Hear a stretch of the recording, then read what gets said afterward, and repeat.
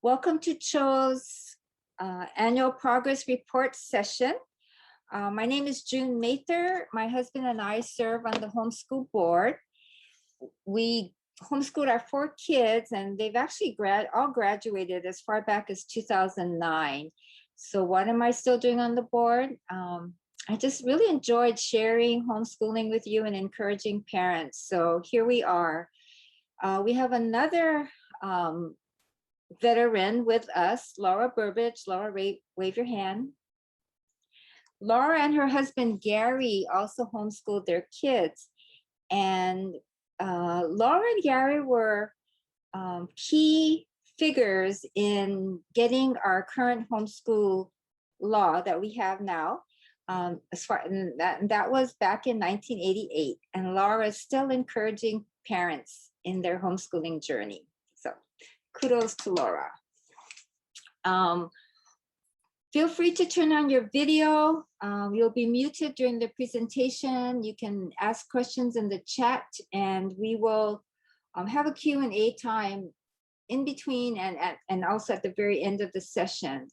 So about a year ago, we did a session like this on progress reports. And in fact, it was about just this time, just before the state shut down because of COVID. So it's a blessing to be able to do this again, although it is via Zoom. Cho held some Zoom sessions back in 2020 to help homeschoolers get started. And it's time for getting ready for your progress report. So here we are. So why don't we open with prayer? Heavenly Father, I thank you for each of the families represented here.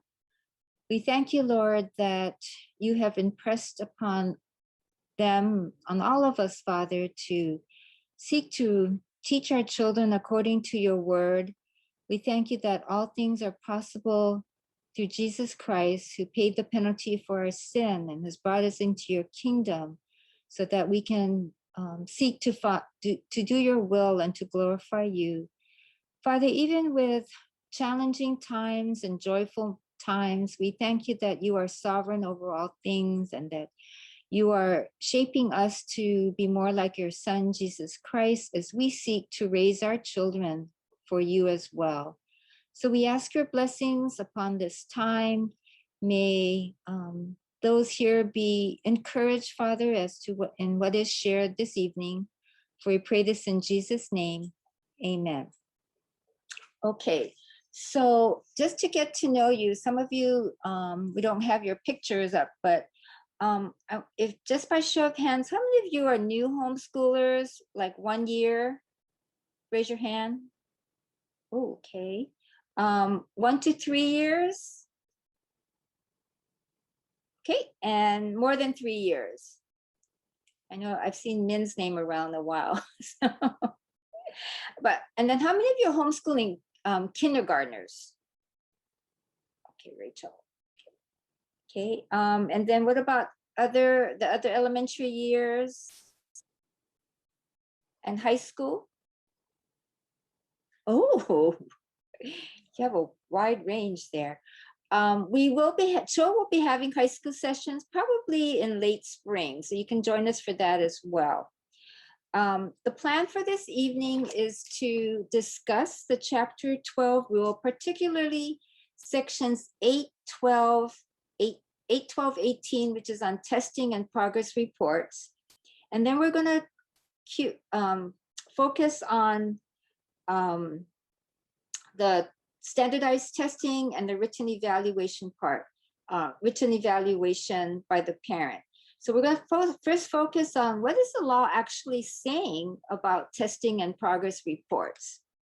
So I emailed you this afternoon a copy of just that section. And so if you're able to look at it, that'll be good, because I'm just gonna I want to go through it so you understand what the law is saying. So the section dealing with testing and progress reports is section 8, 12, 18. And it begins with the statement that test scores are required for grades 3, 5, 8, and 10. You can test your child in the public school, and you, the parent, are required to secure the details about the testing. Now, with COVID-19, I do not know what the public schools are doing about testing. So I would, if you are planning to test, I would encourage you to, do private testing, even though it's going to, there'll be a fee for that. The section also states that parents can arrange for private testing at their own expense. And many parents actually choose this option because of their own homeschool testing, their own homeschool schedule. It may not meet when the school is in session and you have to do testing. So a lot of parents just do this on their own.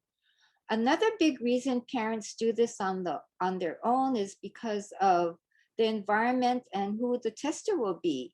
If you're doing the testing, or you have a friend doing the testing in your home or some other familiar environment, that would be a very much less stressful situation for your child, especially a younger child, or any child who's not, who doesn't like to take tests.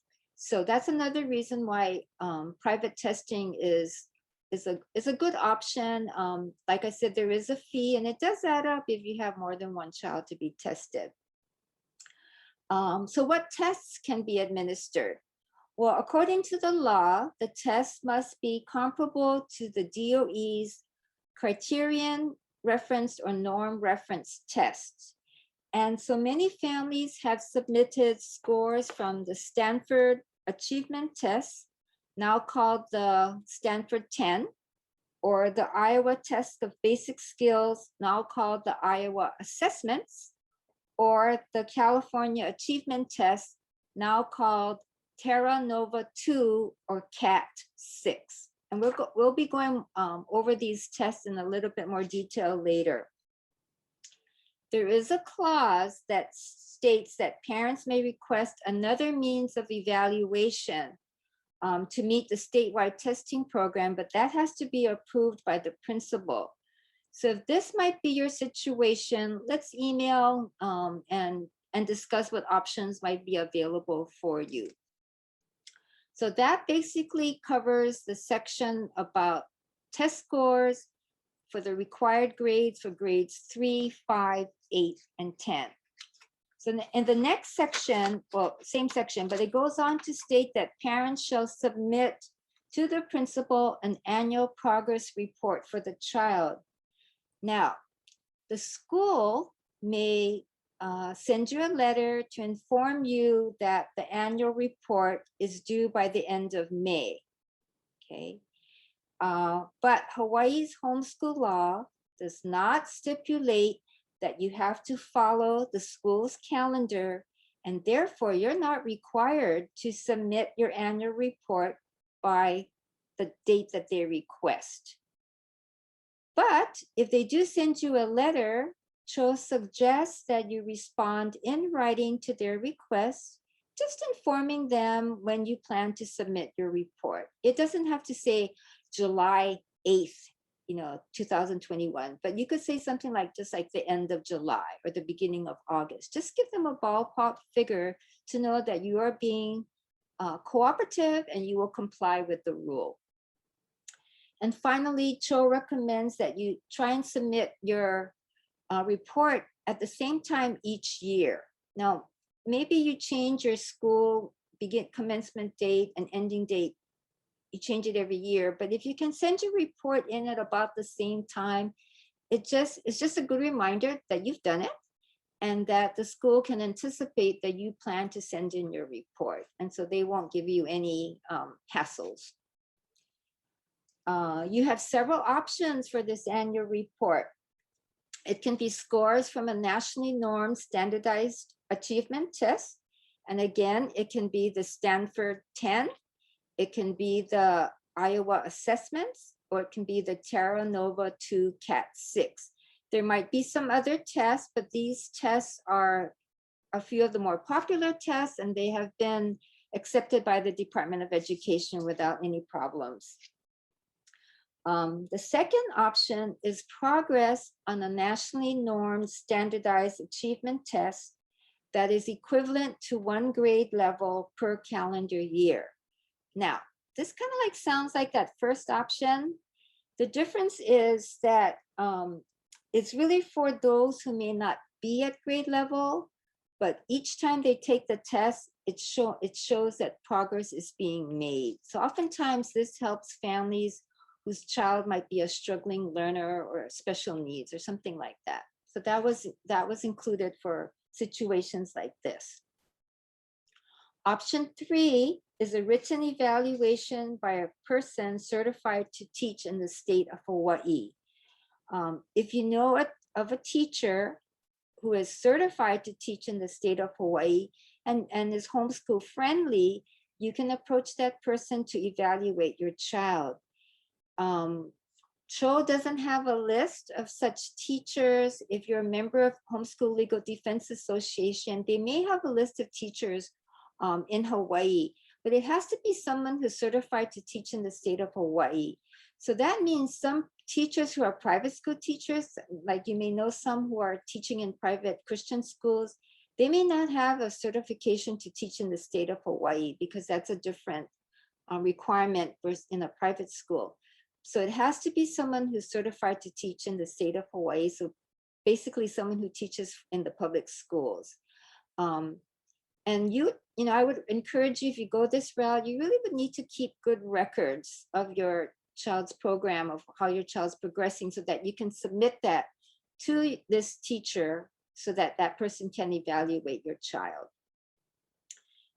Finally, option 4 is a written evaluation by the parent that includes a description of the child's progress in each subject area included in the child's curriculum, representative samples of the child's work, and representative tests and assignments, including grades for courses if grades are given. So a few more points about this section before we get started on standardized testing. When you submit test scores for the required grades 3, 5, 8, and 10, that satisfies your annual progress report.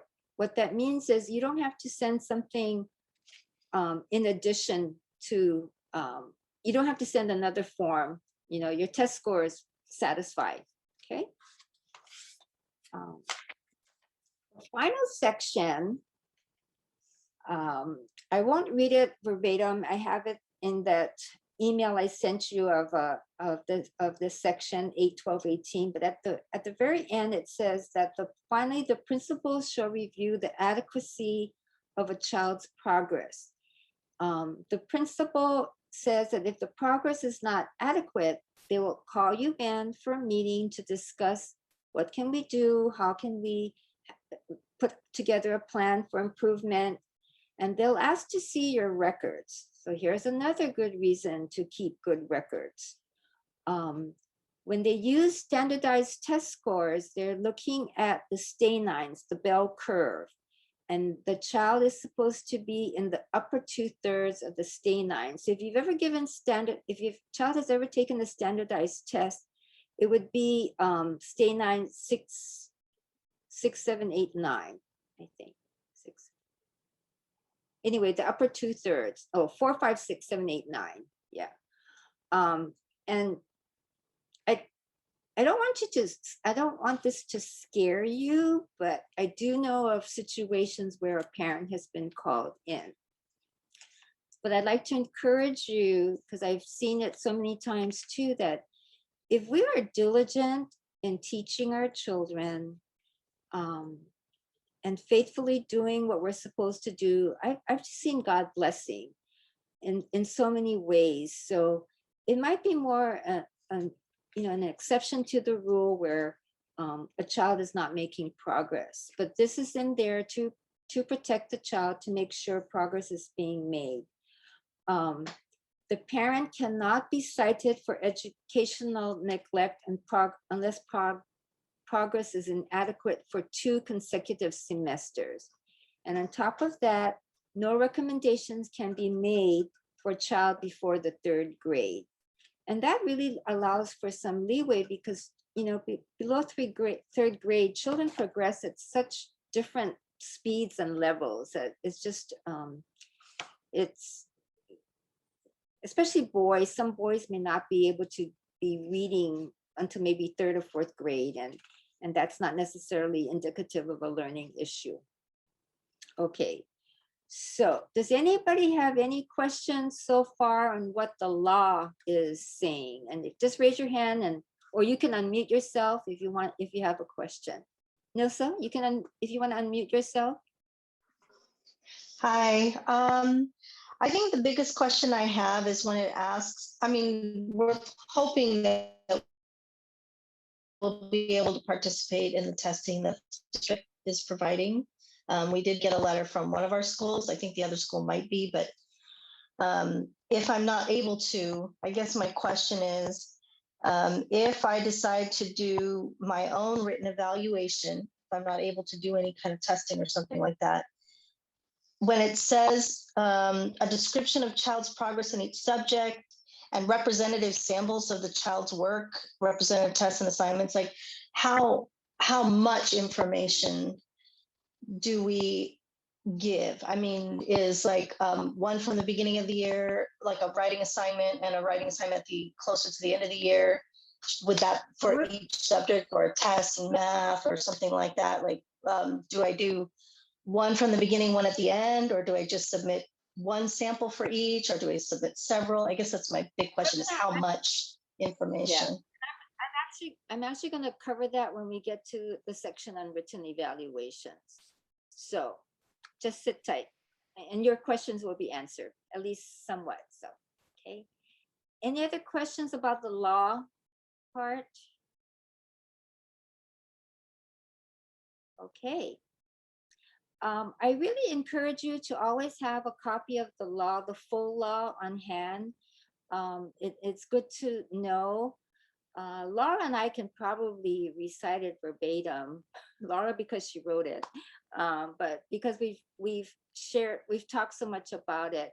There's a couple of sections that are kind of fuzzy in my mind, but it's really good to know, because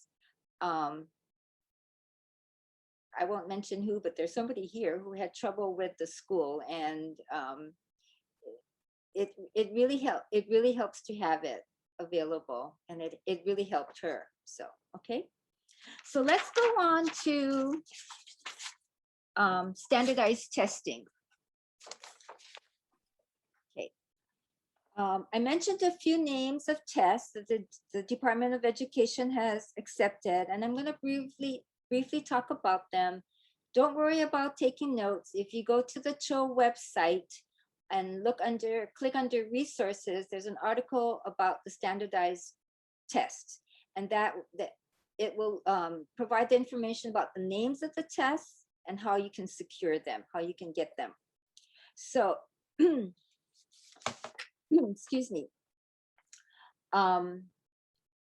According to Section 812.18, you're required to submit tests from a nationally known standardized test for grades 3, 5, 8, and 10, and you can use test scores to meet the annual progress report.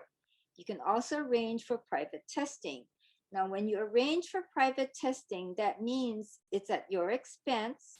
You're actually, if you get a paper booklet test, you're actually renting the test from the testing service. And because then you have to, someone will administer, either you or someone who's qualified will administer the test, and the results in the test booklet have to be returned to the testing service company.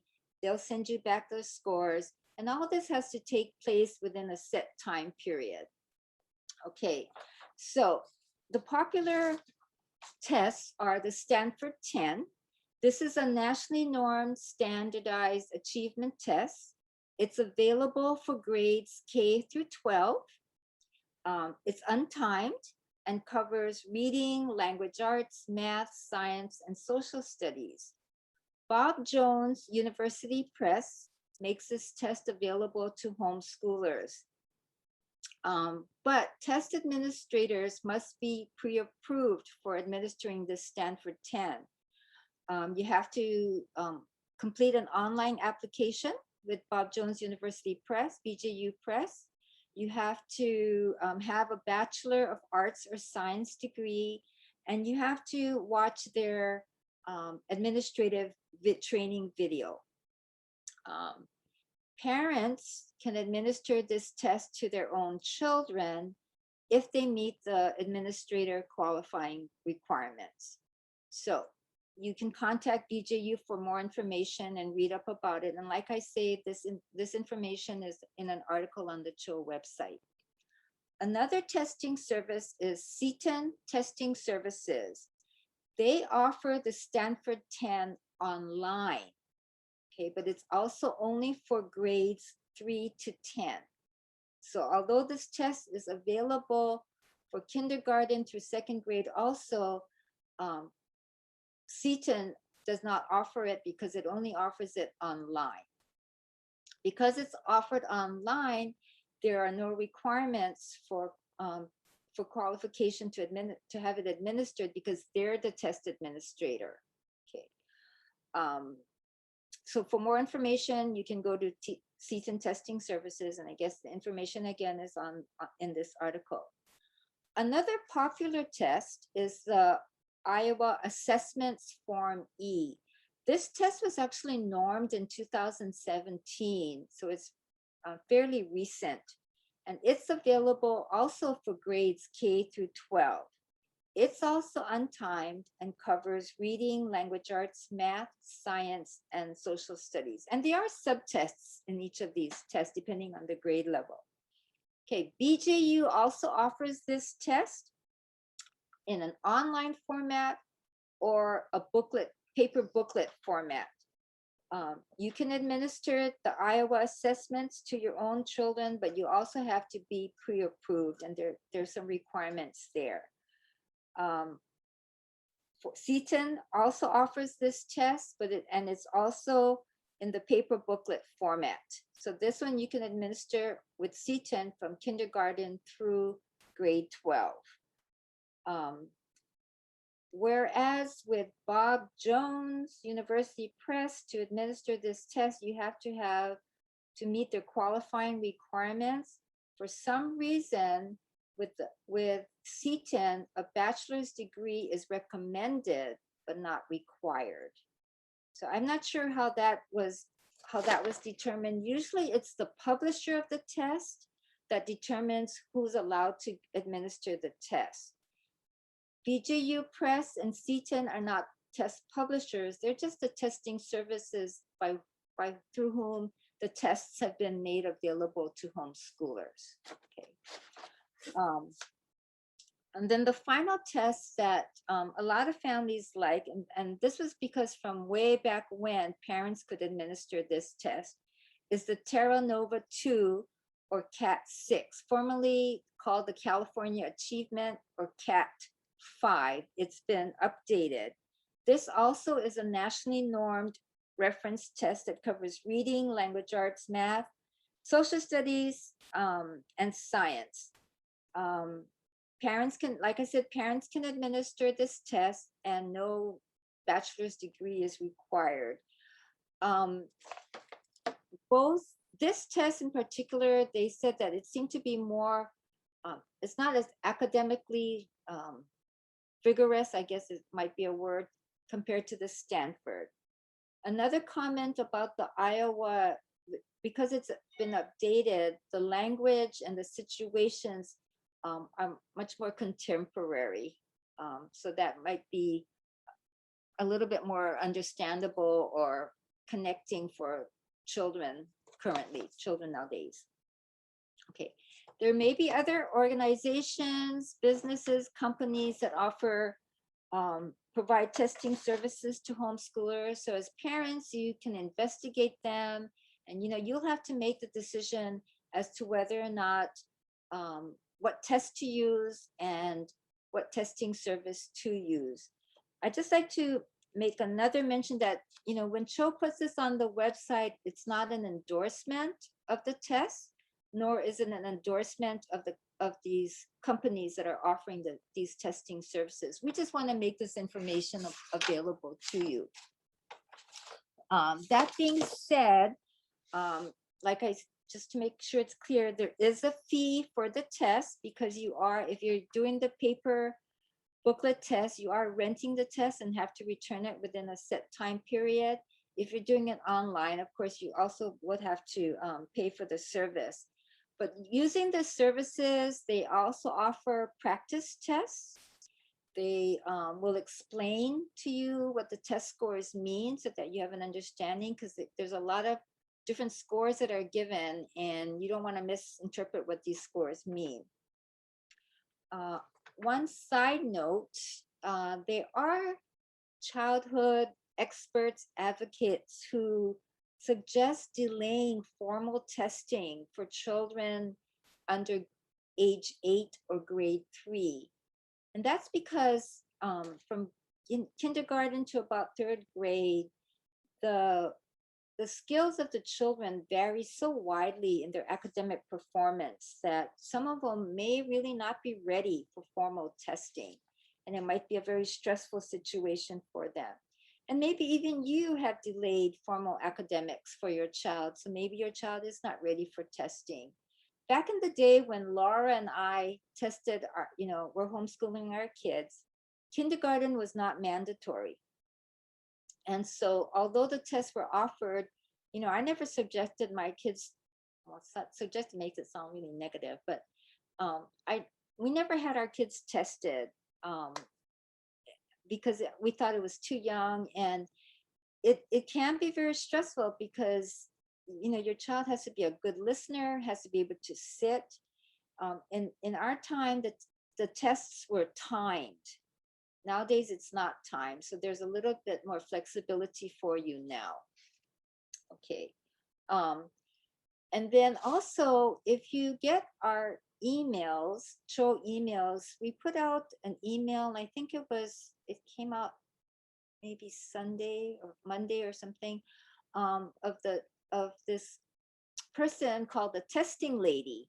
Sarah Obrist is in town, and she's testing kids. She uses the wide range achievement test and another one that I can't remember, but if you're interested, you can email me and then I'll get the information to you. She just got in today, I think, and she'll be here till the 15th or 16th of March.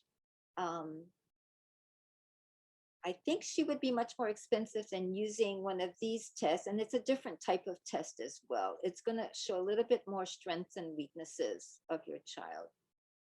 So any questions about testing, standardized testing? Okay. Okay, let's get to the good part, the written evaluation. Hopefully we'll answer Nilsa's question. Okay, so this is an option, the written evaluation by the parent. If you're going to do this, the first thing you need to know is know the rule. We just covered the rule, but know your rule so that you know what's expected. Also, know the rule of that 8, 12, 18 section about testing and annual progress reports, but also 8, 12, 15 is talking about the record of curriculum. And it just basically states that subject areas to be covered include, and it says an elementary school curriculum may include. So may does not mean shall. So you have there's some flexibility here on what you can include. And that's the same thing for high school. Okay, so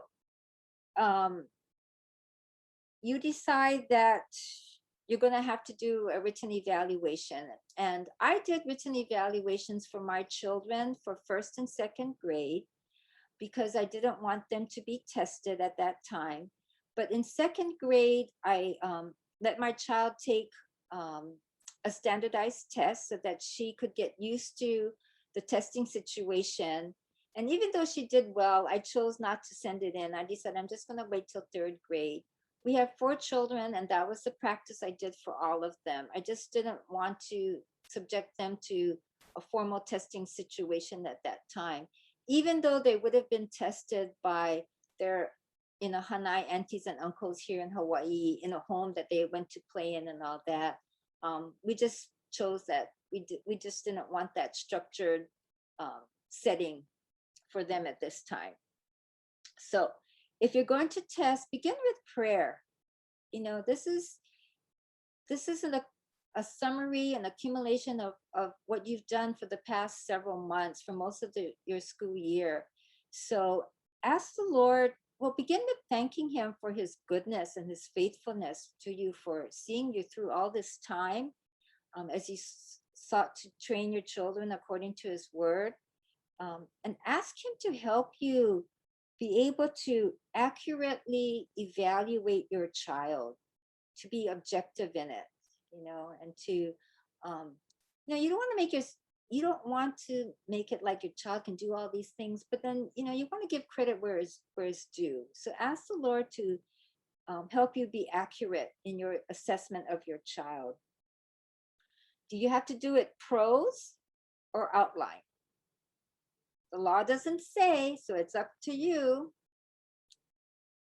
I did it prose one year, and that was it, because when you do prose, well, I worked as a therapist, and I had to write reports, and then when I was homeschooling, my reports, I became so conscious about sentence structure and not beginning the sentence the same way and not using the same word, and I thought, we're just going to do outline form. So an outline form, so I favor an outline form. The law doesn't say which way you have to use it, but I'm going to give you the pros of the outline form. And that's because it's basically bullet points of what your child can do.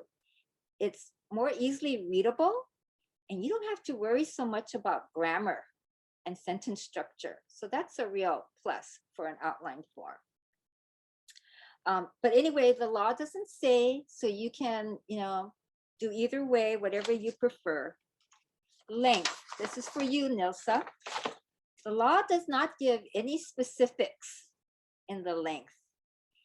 And I don't want to say that they don't care, but when Laura and I went to a work group on updating the Chapter 12 rule, they because there's no guidelines, they were pretty much accepting whatever was sent in. But I think we should do what we should submit something worth your time and effort, because even though you're submitting these records to the school, these are your records too, so that you know what your child has learned.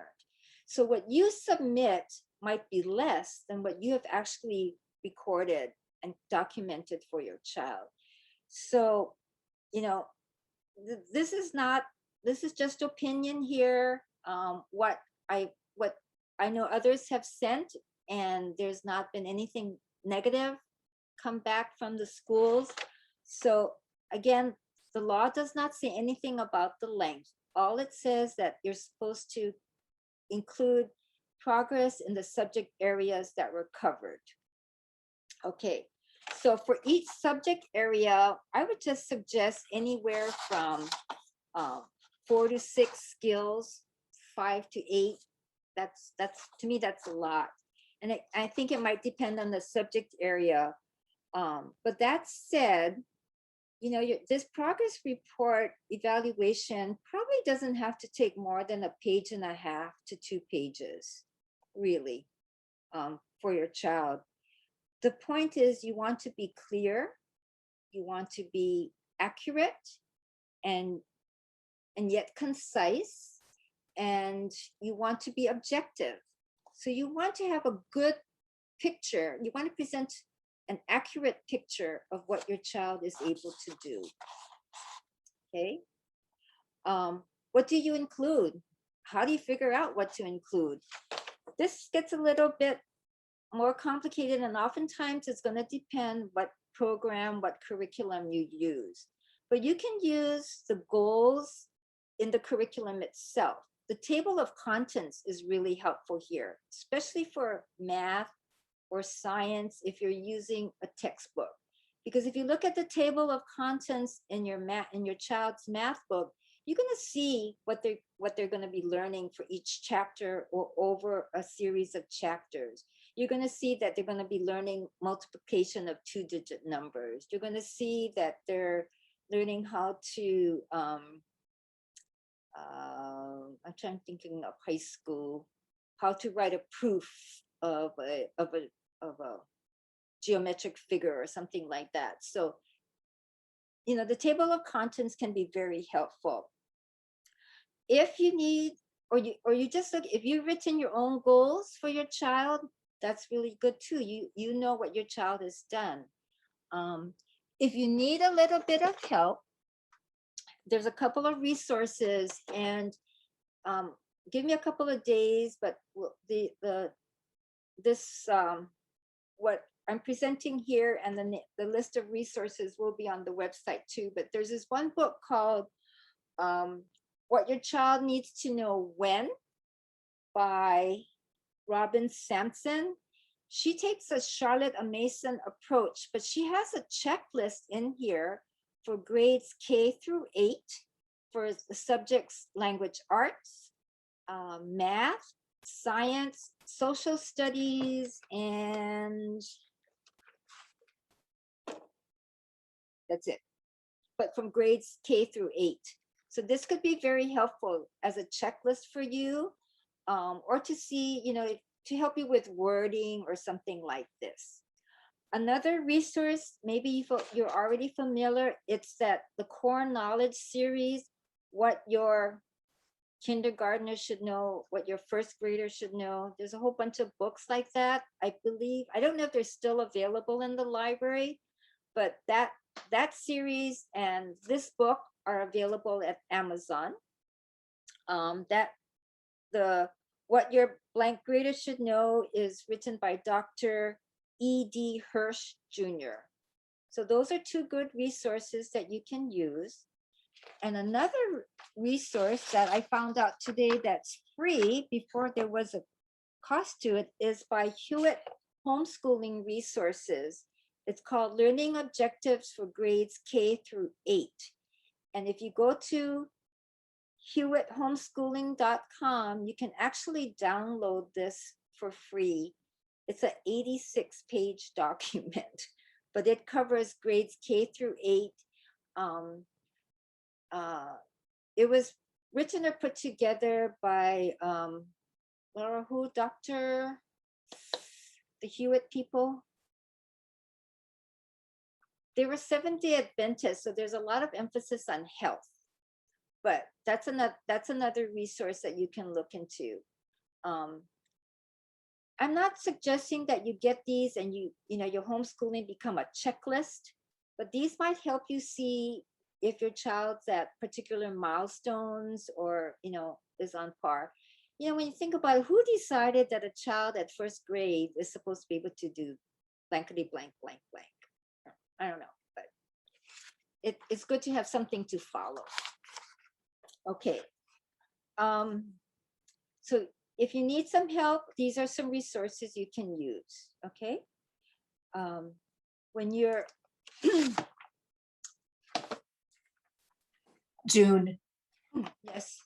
I know that your scope and sequence Yes. charts from your publishers will lay out what your child is going to learn in that particular year and that subject.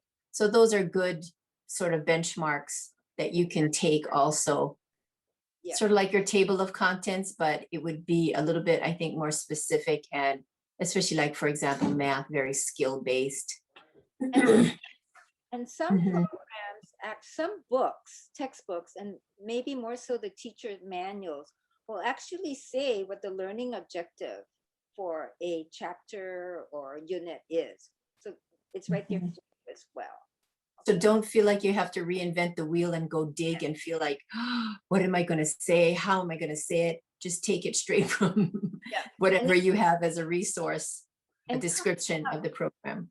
And coming up, I'll actually give you some terms you can use so that, like, you don't have to reinvent the wheel. So just what June was saying about how sometimes maybe you have a child who's not at or learning as quickly as the average child goes. Don't be fearful. Show that child is making progress. That's the bottom line. So I know for my second son, he didn't hit average benchmarks until he was pretty much in the fourth grade. His reading took off at about the fourth grade year. So I was worried, scared stiff, but with our consistency in teaching, he eventually went ahead and took off. So, don't be so fearful. And notice she said fourth grade, because actually, like the rule says, the homeschool law actually says that there's not going to be intervention before third grade. Yeah. Mhm. Okay. You're going to select, key concepts or key skills to write them down. So in language arts, maybe you're going to have to address reading, language mechanics, spelling. In math, maybe key areas would be operations, addition, subtraction, multiplication, division, measurement, graphing, things like that. Okay. Also consider the sequence of learning, and I'll be showing you examples too, but keep in mind the end product goal. A lot of learning, especially in math, is sequential. In English, in language arts, it's sequential. So for example, a child is not going to be writing paragraphs if he's not writing sentences. So if you're saying that he's writing paragraphs, you don't have to talk about him writing sentences. Another example would be in math. If a child is adding 2-digit numbers together without regrouping, or with regrouping, you don't have to say that he's doing it without the regrouping, because the regrouping is a higher skill. Does that make sense? Nod your heads, yeah. Okay. So if the skill is higher than what he started in the beginning, you don't have to list that earlier skill. You keep end goal in mind. Okay. So let's talk about how do we demonstrate, how do we communicate progress? Because this is an evaluation report, you want to be sure to describe your child's progress for skill. Avoid statements like Sue was introduced to the solar system. Okay, what does that tell you about Sue? She was a sponge that got this, but it doesn't tell you what she's able to do. And it's really easy to write that way, because at the early ages in particular, these kids are just getting so much information, right? They're learning everything about everything. And so it's so easy to just say these things, but you need to think through, well, what does she really understand? What does she really know? So listen to this. Joshua can write a complete sentence with a subject and verb using correct capitalization and punctuation. That's describing Joshua's writing skills versus Joshua learned to write a sentence. What kind of sentence? I could write that down for first grade, but if I say Joshua writes a sentence, that's true for first grade as it is for sixth grade, but I would hope that what he's doing in sixth grade is at much higher level than first grade. So you want to really be descriptive on what the actual skill is. So here's some helpful terms, okay? For language arts, you could do something like that, like this: reads short vowel words, recalls details of a story to answer who, what, when, where questions, identifies the prepositional phrases in a sentence. So you're looking for these more descriptive active verbs like alphabetize, spell, compare, contrast, define. Okay. For social studies and science, consider listing the units or areas of study, even if you're using a textbook thing, like if or whatever you use, and then state what the child learned. So for example, for social studies, recites the names of the states and their capital cities by memory, describes the water cycle, lists the characteristics of a mammal, of an insect, of a reptile. You know, it's telling me what my child's able to do. And I know you know, whether it was written or we just have these discussions, I know he can do that. I know he has learned.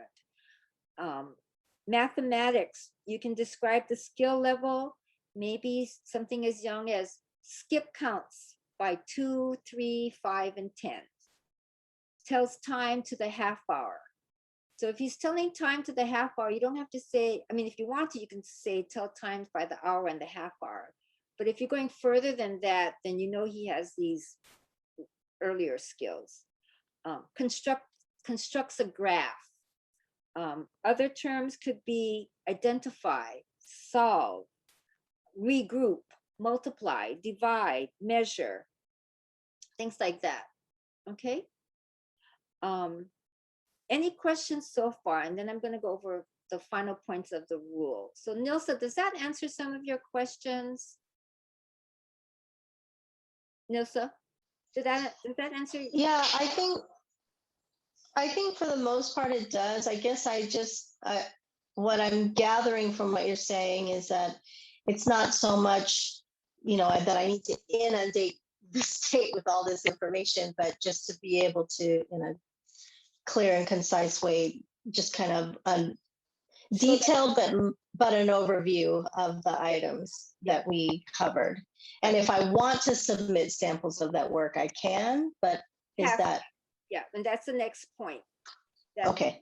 It does say, per the rule, you must include representative samples and representative test scores and assignments, including grades if grades are given. Really, you don't have to worry about grades for the elementary years, because even in the public schools, they don't give grades. So, but you're going to have to come up with a grading system for if you do for middle school and definitely for high school. For each subject, you could, so this is what your samples could be. For each subject, you could include a beginning and an ending.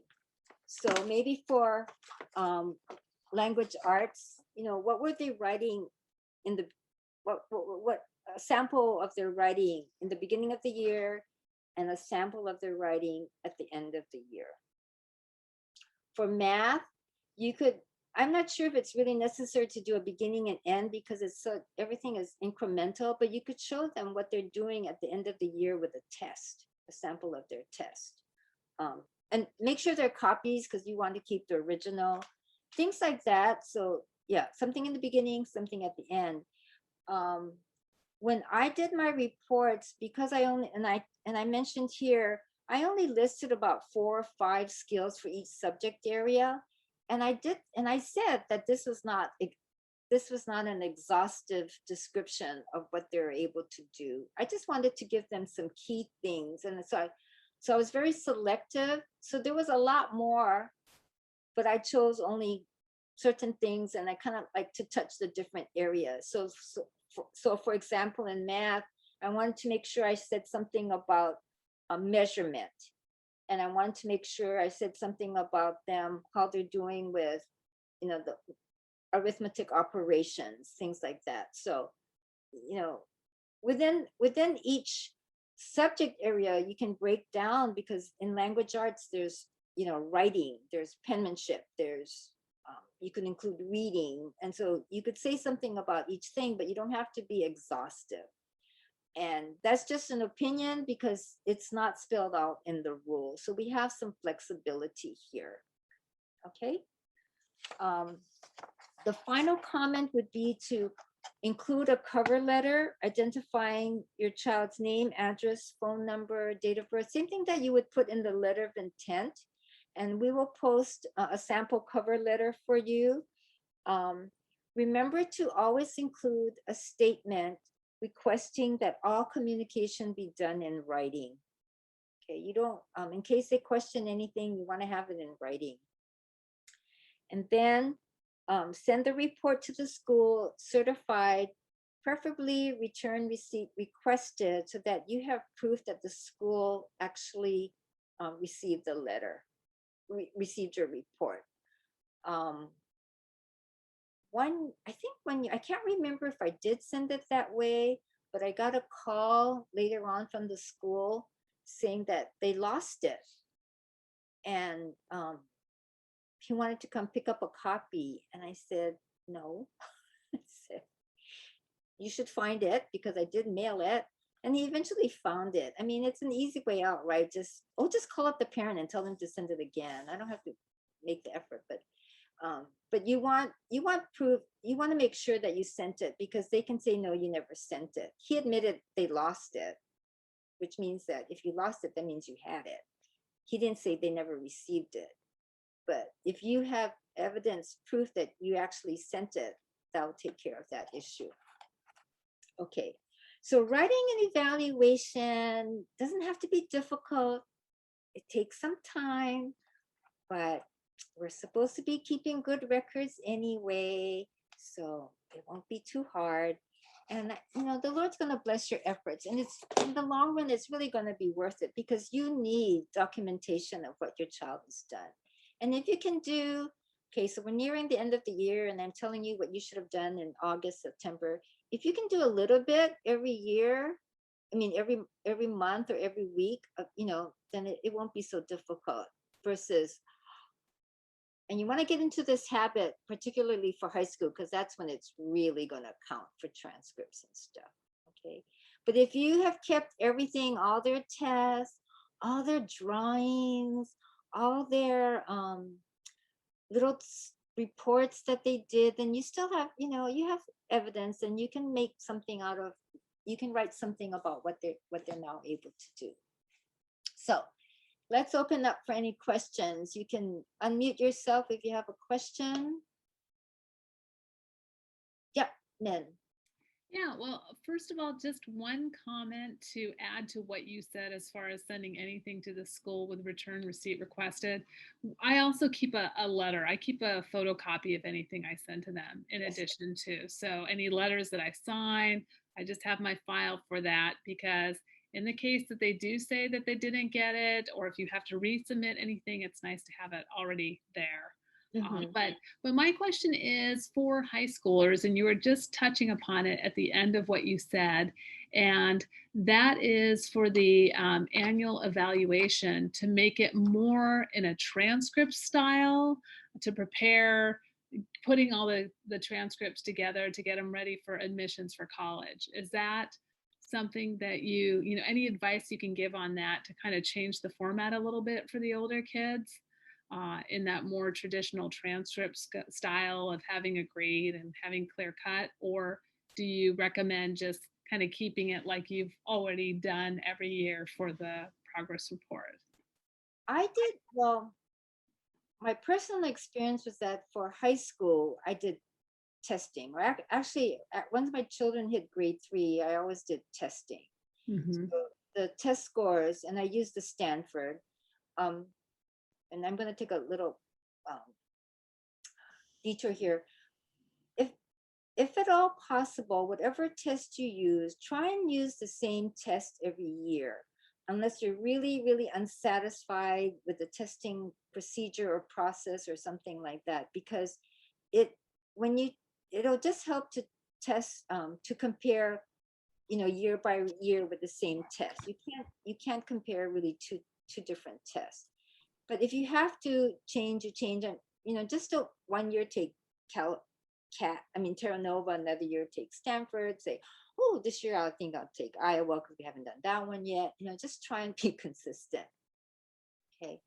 But anyway, I did testing every year, and then the transcripts were a whole nother story. And so for the transcript, the test scores that were submitted were only the college entrance exam test scores. Okay. So I didn't, test. I don't believe on the transcripts I put down their Stanford scores or anything like that. There wasn't the need to. Yeah. The transcripts were more or less a little more vanilla. Just, okay, here's what they achieved. Here's the grade. Cool. Yes. A little more, much more cookie cutter then. Okay. Yeah. And Yes. those are really for your own records. What the school is looking for in a progress report would be, I would recommend by the time you're in high school that you take a standardized test. And it's very objective. A score is very objective. They can't argue with it. Right. I've Whereas actually been doing that with the test of the study. I've been doing the same consistent testing all year, but as the kids get older into high school, if more is required of them, kind of how to transition that from the high school into the college, the next step. So don't take testing away from them. They love testing because it's their time to get together with their friends. That's true. That's true. Yes, Ilsa. Thanks. Question about testing if you end up doing it through the school district. So like I got a notification for my 8th grader to do the opportunity to do testing through the school where we have the notice of intent with, right? That school. If we do that, do they automatically submit those test scores, or do I need, when I receive them, do I then submit that as the progress report? I'm not clear on how that works. Yeah, you should probably check with the school. It seems to make sense that you should get the test results and then you have to turn around and submit them. Does that make sense? Okay. And I just want to be, our public schools are now Common Core. And so, there's always concern that, and whether this is true, and, let's say this is all before COVID. I don't know what's happening now in the schools with testing because of COVID or what the children are learning. But that being said, there was, comments. I heard people saying, teachers saying that, with Common Core, they were teaching to the test because it's the smarter balance test, and they want the kids to do good because this is gonna, because of the funding and everything. So if you're not teaching your child according to what the schools are teaching, your child may still do well, may not do well, but it's really gonna be difficult to determine anything because they're taking, I think somebody can correct me, but these tests that the public school kids are now taking might be more criterion reference test, criterion norm test, criterion reference test, because there's a standard that's been set of what the knowledge that the children have to have, and that's what they're testing. Okay. The Stanford 10, the Terra Nova 2, and the Iowa assessments, these are nationally normed standardized tests. In other words, a test was written, they were given to thousands of kids in grade 2, and a bell curve was formed to show how the kids did, and it should come out like a bell curve. And when your child takes a test, your child is being compared to somebody else on this bell curve. Okay. With a criterion reference test, when your child takes a test, he's not being compared to anybody. It's just being measured that did he meet the standard of this test to say that he passed or failed or whatever. Okay, so I'm not sure what the test is given in the public school systems right now, but the schools are Common Core.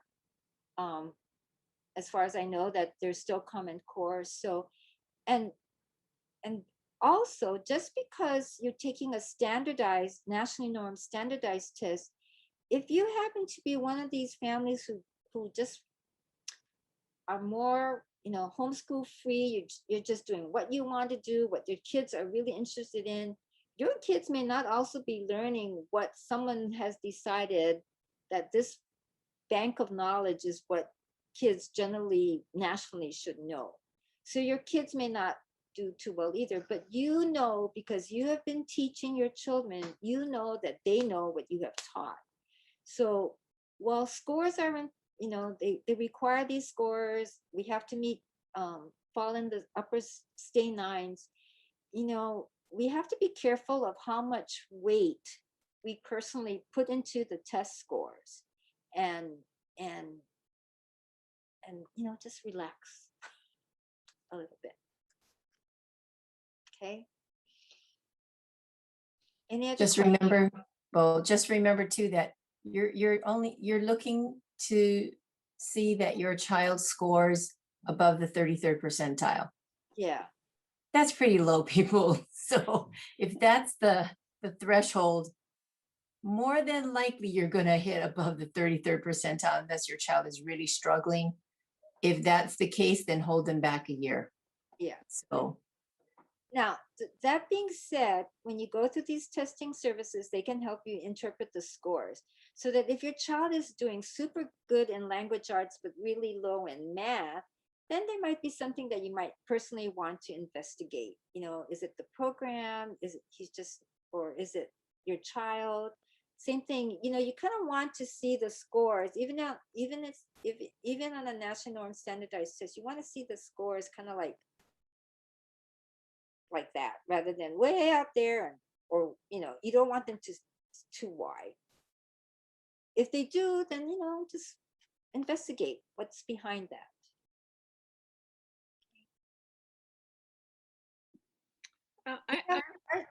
Our society has such an emphasis on achievement now that just be careful, just relax a little bit.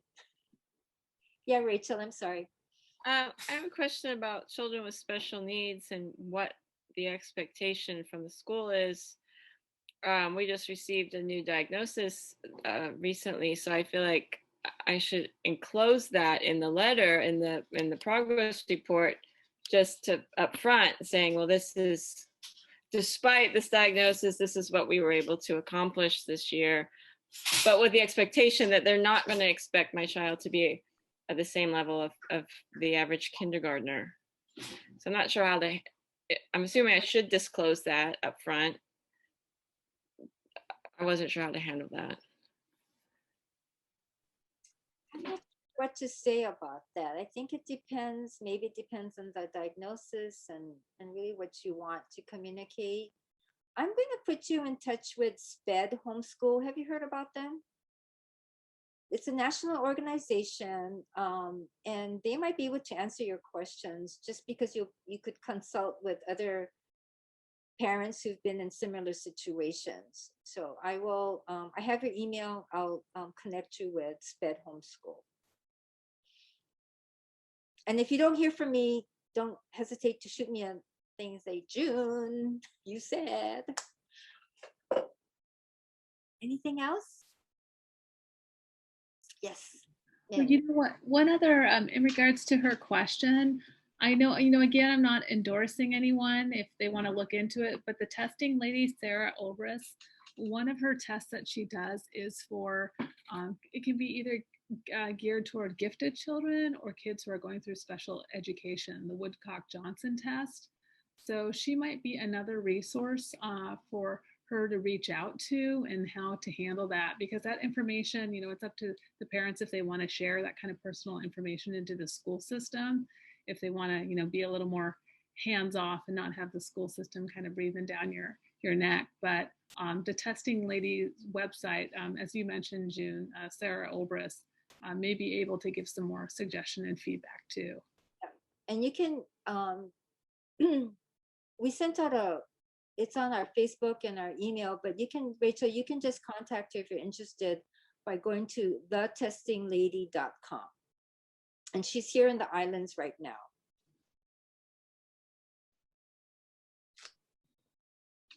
And she actually came to our show conference years ago. I don't know. Anybody remembers her from that, but Yeah. okay. Anybody else? Okay. So I will get onto the website already has information on standardized testing. I can either email you with those resources if you're interested. That might be faster than me posting what I did tonight on the website, because I'm not sure how I want to do it. I did. I'm kind of hesitant to post this, but I did want to share with you a sample progress report. It's fiction. Originally was 1989, but I changed it to 2017 to 2018 just to not age me. But I know you can't see it that well, but I want you to see that I just have subject areas, and in red I said a little note about it, and it's only like 4 or 5 skill areas. And in the top I said that Jesse, this kid's name is Jesse Smith, demonstrated progress by meeting the following goals. The list of goals is not exhaustive. So there you go, Nilsa. I'm just saying right out, this is not everything. In language arts, I said these goals were from the language arts curriculum used. Math, these goals were from the math program used. Social studies, I said, these goals were from the unit studies for the year. Although I didn't tell them what our unit studies were, I could have. For music, I included music, and I said a particular program was not used. We worked for familiarity rather than mastery. Whereas in math, I want my child to master the addition facts. He didn't have to master music. I want him, if he was able to play simple songs, read music and play simple songs on the recorder. I didn't care if he made a mistake, but it's just that he knew how to read the music and he could play a song. For health and physical education, again, a particular program was not used. The goal was maintenance of physical health. So you may choose not to include these smaller areas, but if you do, I just wanted to give you a sampling of the wording that I used. Is there anything else I wanted to say about this? So how many of you have actually submitted a narrative report, and do most of you do a standardized test?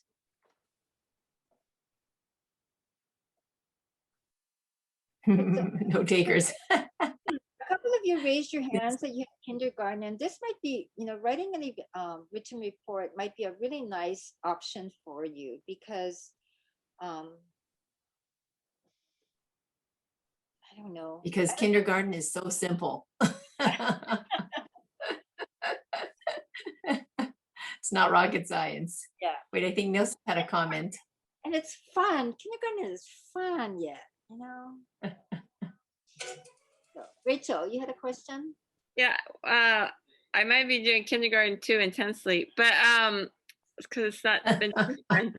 But regarding specific curriculum, do you ever include the name of your curriculum? So say you're doing Saxon math or classical conversations or whatever. Do you actually list that we are using this curriculum, this is the name, or do you just generalize? That's a very good question. I didn't mention it. When I was learning about progress reports, I remember somebody coming to speak to our group, and it was suggested, do not list your program. If you do a photocopy of a page of the workbook, block it out. And I don't know if this person was paranoid or what, but I mean, his point was well taken, in that if the state should question the validity or the reliability of the program, they won't know what it is because they can't see what it is. So if it's not too trouble, just leave it out. But in your record keeping, you need to have all of, good bibliography. But I think you're just wanting to show them the progress that they've made in their skills rather than what program you used. Okay, Nilsa, your question? Oh, no, I think you were asking about reporting and using testing and things like that. And this will be my first year doing reporting on my own, because we've used charter programs. Even when we were homeschooling in California, we've always done it through some type of charter program, except for our first year here, 2017, 2018. But I just used the testing scores. And actually, I didn't know I had to submit them. We just did the testing, but I never got dinged, or nobody ever called me or asked me about it. And then we ended up using a charter anyway. And then I had given them the copies of those test results. So maybe maybe that was enough to, cover my anatomy, so to speak. But this will be my first year actually submitting my own on our own, using, our own stuff. So that's why I'm a little nervous this time around. I've been homeschooling. This will be 7 years that I've been homeschooling, but this is my first year doing it on our own. So now, and I have 2 middle schoolers. Next year we're going into high school. So I'm just like, You'll be the first to sign up for our high school sessions. I wanted to say, a couple of years ago when we did this session, there was a mom who was using CC and classical conversations, and I think for the early grades it was very I wouldn't say it's unstructured, but there's really not much paper pencil kinds of things. So she was concerned that she didn't have any work to show, and maybe because in the beginning years, so much of it is recitation, in the first year, but you could still write that your child can, you can still do a progress report, and that the child can recite the names of whatever, they were reciting at that time. And in terms of showing representative samples, even if it's not from the beginning of the year, so because you can't go back to the beginning of the year if she didn't do this, but you can do something like read a story to the child and have the child dictate to you.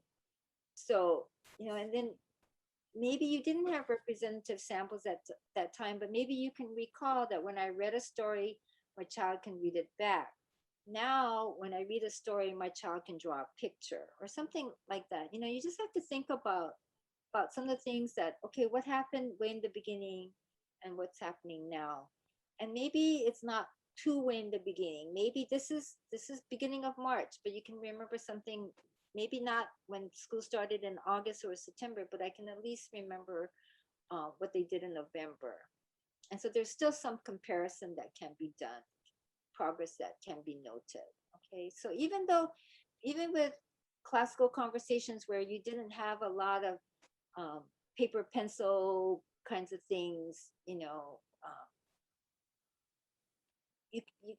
can put down something, and I think it's knowing, thinking through in the beginning of the year, what do I want my child to learn? So if I kindergarten, I want them to learn the alphabets. Well, what was their handwriting like in September versus, Lord willing, it's more legible in April, May, right? So, okay. So there's always something. We just have to, kind of think it through, and don't panic. Take a lot of pictures, and portfolios are not one of the means of evaluation in the state of Hawaii. But you probably have portfolios without realizing you have a portfolio, because you're keeping their work somewhere. And a portfolio, I often think of those art portfolios, but it doesn't have to be, right? It can be a binder, it can be a box. It's just something, hopefully more than you just throw in and save this, because at some point, when your 4-year-old is drawing takes every paper and scratches something, and you think you have to save it. No, some of it does have to be thrown out. So, you can collect these things, and you can use them to put something together for a written evaluation. I also want to mention what I wrote on standardized testing. When you go to these two websites, BJU Press and Seton Testing Services, they have some things on there that are particular for certain states, like some tests are not recognized by certain states, or you have to see what your state says about this. And I took down the information as what is applicable to Hawaii. So our states Hawaii does allow or has accepted the Stanford test, 10, the CAT or the Terra Nova 2, and the Iowa assessments. So don't if you read something on these websites that say something that puts you in question, know that what I put down is appropriate for our state of Hawaii. If you go to another state, if you move, then you're going to have to find out, what is applicable for the state that you're in. Okay. Any other questions? Yep. Then. Unmute. Yeah, so is it okay to ask just kind of a general question, or are there other topics that you're going to go into? Oh, we're done. Oh, okay. Okay, so my question is just between you and Laura, as far as knowing if there's any regulations coming down the pike as far as changing the homeschooling laws, because I'm sure there's people leaving the public school system going to be homeschooling more. So I didn't know if there's anything that either of you have heard with making it tougher to homeschool, more challenging, more reporting possibly being required.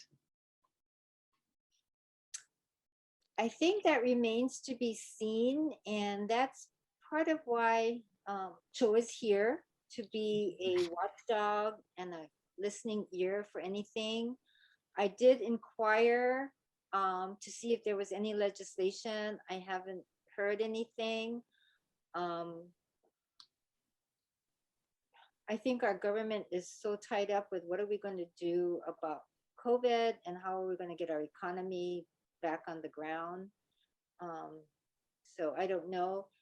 How many of you were here in 2018? Were you? Yeah, you heard. Okay.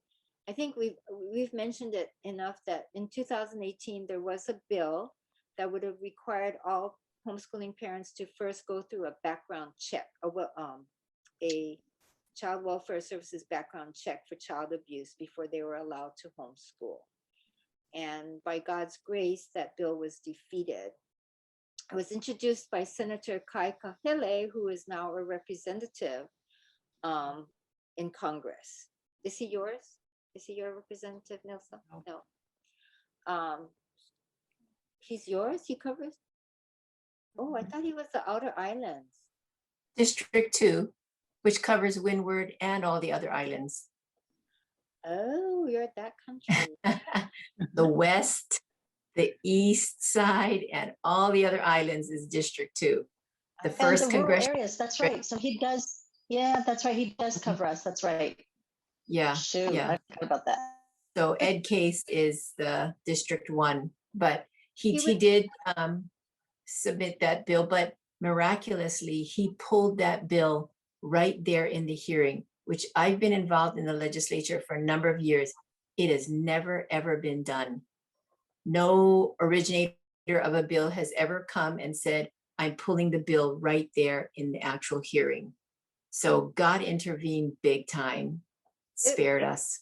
It was an exciting day, I tell you. It still brings. And it was Valentine's Day. I know. It still brings emotions to me because it was Valentine's Day. It was raining. The electricity was out. We had to climb all the steps to get to the floor. There was an overflow. They had to put hundreds of homeschoolers. Yeah, there were over 400 homeschoolers.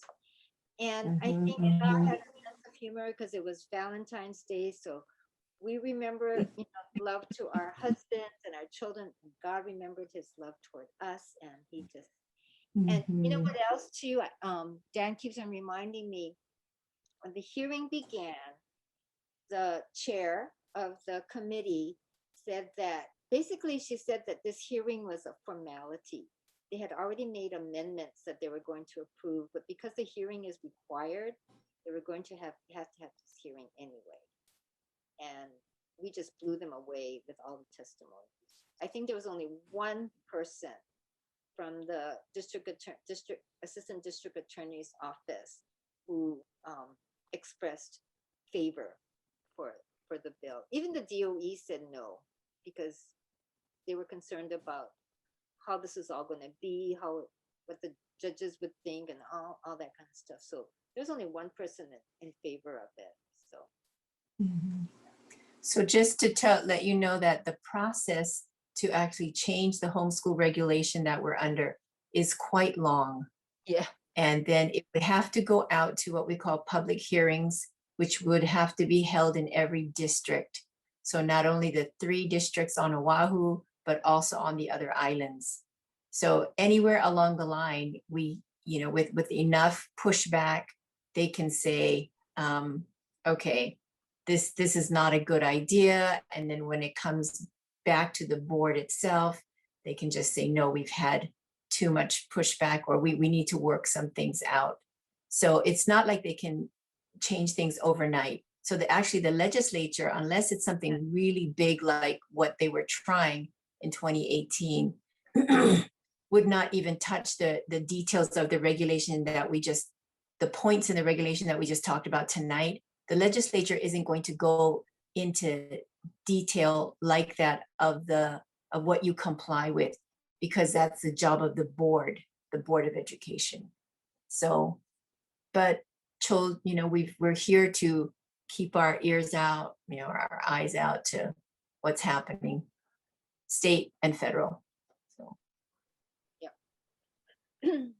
Well, thank you so much for all you guys do, and thank you for sharing all this help and all this information.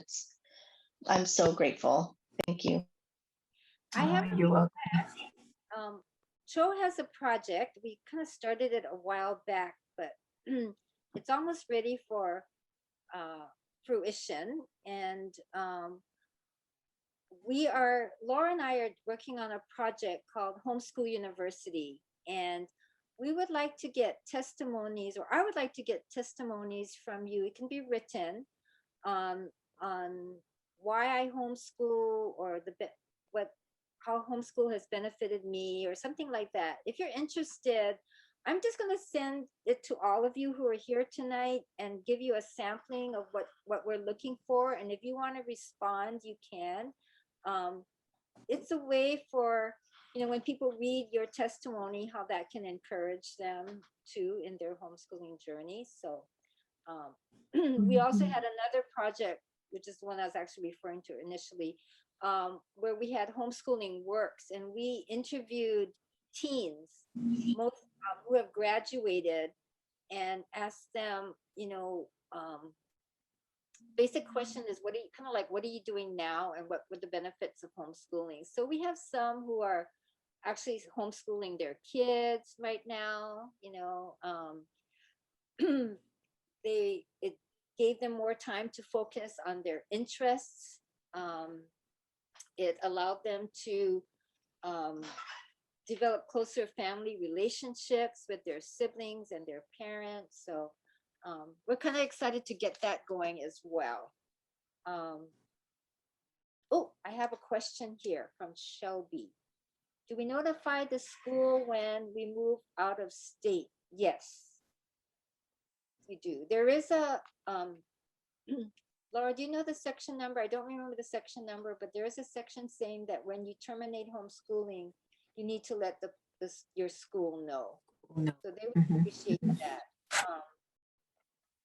Whether you have to still submit a report, that might kind of depend when you're leaving. If you're leaving at the end of the school year,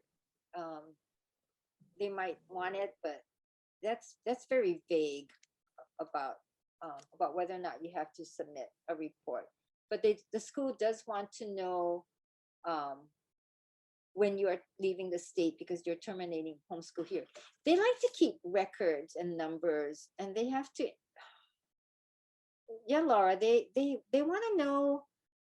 They have all these statistics that they have to keep, and I think it's for funding or something, or they just like numbers. But Well, they don't get any money for the homeschoolers, and that's something we made sure of at the very beginning when we helped pass the law.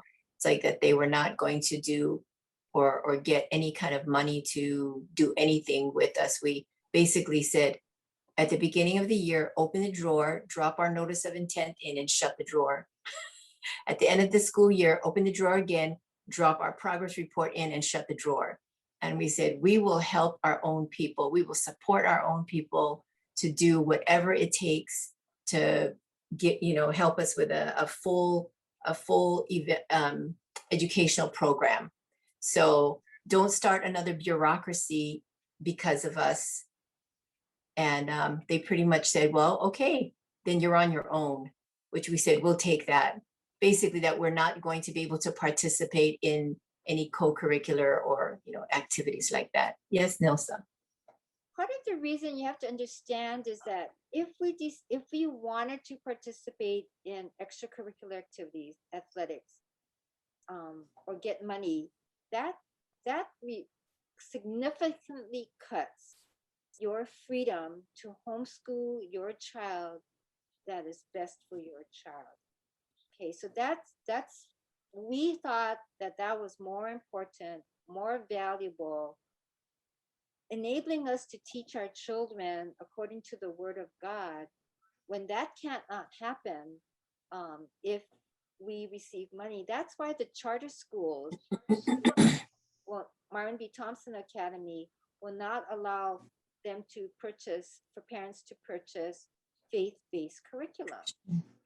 So because they're getting public money.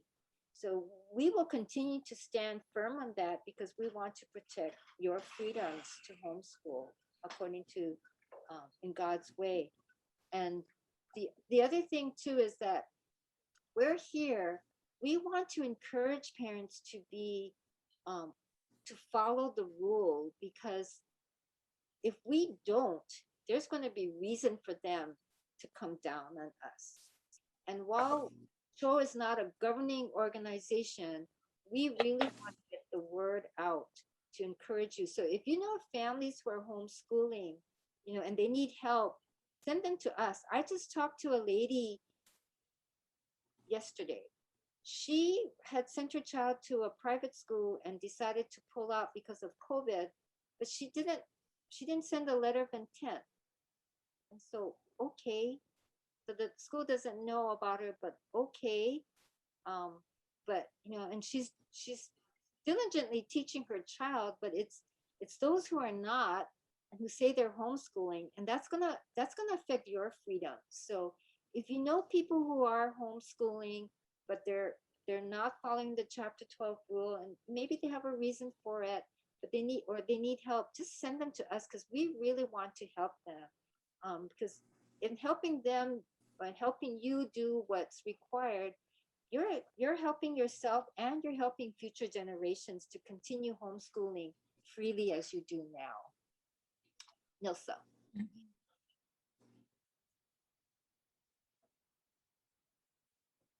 Sorry, I was trying to press the unmute button and I ended up pressing something else. Anyway, I wanted to clarify, and I wanted to agree with everything you said first, because I've been on both sides, because we've been doing charter school.